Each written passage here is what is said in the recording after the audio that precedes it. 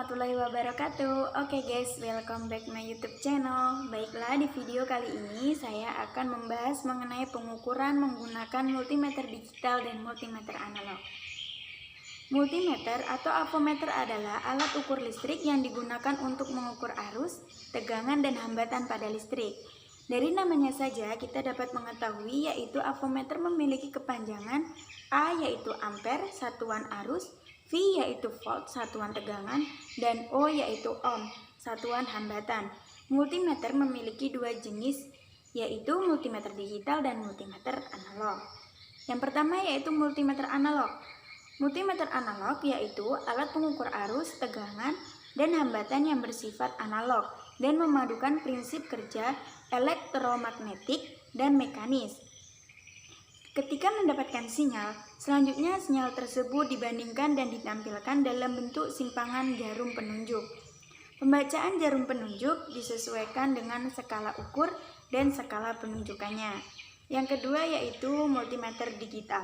Nah, multimeter digital adalah alat ukur arus, tegangan, dan hambatan yang memadukan prinsip kerja elektronika.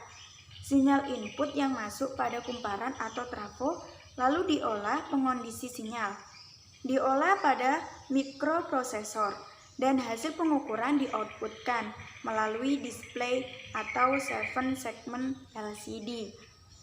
Pembacaan hasil pengukuran langsung ditampilkan secara aktual tanpa membandingkan skala pengukuran. Baiklah, selanjutnya saya akan membahas mengenai apa-apa saja atau bagian-bagian dari multimeter. Yang pertama yaitu kotak meter. Kotak meter merupakan cangkang atau bodi multimeter. Kotak ini berfungsi sebagai tempat komponen-komponen multimeter. Yang kedua yaitu skala. Skala berfungsi sebagai skala nilai pembacaan meter. Pada papan skala terdapat nilai-nilai pembacaan untuk masing-masing skala nilai pengukuran seperti untuk nilai pengukuran tahanan, nilai tegangan AC, nilai tegangan DC, atau untuk nilai pengukuran arus listrik. Yang ketiga yaitu jarum penunjuk meter. Jarum penunjuk meter ini berfungsi sebagai penunjuk besaran nilai yang diukur. Yang keempat yaitu zero adjusting screw atau skru pengatur kedudukan jarum penunjuk berfungsi untuk mengatur posisi jarum penunjuk dengan cara memutar skrupnya ke kanan atau ke kiri menggunakan obeng pipi kecil. Tujuannya adalah agar didapat posisi yang tepat antara nilai 0 pada skala dengan posisi jarum. Yang kelima yaitu zero ohm adjusting knob adalah tombol pengatur kedudukan dan posisi jarum penunjuk pada posisi 0 untuk pengukuran ohm. Yang keenam yaitu lubang kutub positif. Lubang kutub positif ini adalah tempat untuk memasang tes LED positif, yaitu kabel probe berwarna merah. Yang ketujuh yaitu saklar pemilih atau range selector switch. Saklar pemilih berfungsi untuk memilih posisi pengukuran dan batas nilai ukurannya. Biasanya pada multimeter tersebut terdapat 4 posisi pengukuran dan 1 posisi untuk mematikan multimeter atau off. Keempat posisi itu yaitu posisi ohm, posisi volt AC, posisi volt DC, dan posisi miliampere DC. Yang kedelapan yaitu lubang kutub negatif. Lubang kutub negatif ini adalah tempat untuk memasang tes LED negatif, yaitu kabel probe berwarna hitam. Yang kesembilan yaitu tes LED negatif. Tes LED negatif adalah kabel probe multimeter berwarna hitam yang mengindikasikan posisi negatif.